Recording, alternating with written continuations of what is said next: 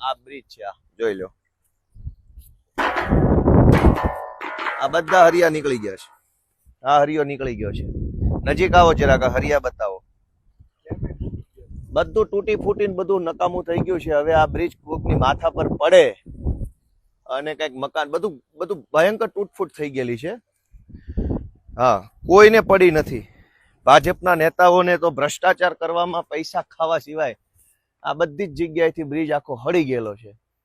તમામ જગ્યાએ હળી ગયો છે. અહીંથી દેખાય છે બધું જ, છેક થી છેક સુધી.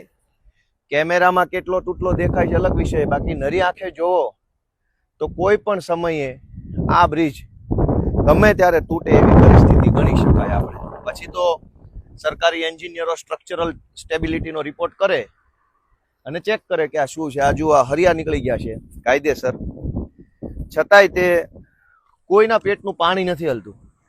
પછી જ્યારે બ્રિજ તૂટી જશે, ખરેખર 10-15 લોકો નીચે પડશે, દાખલા તરીકે એકાદી બે ગાડીઓ ફોર વ્હીલર પડશે, પછી કે છે કે આ 10 ગાળા પૈકી એક ગાળો તૂટ્યો છે.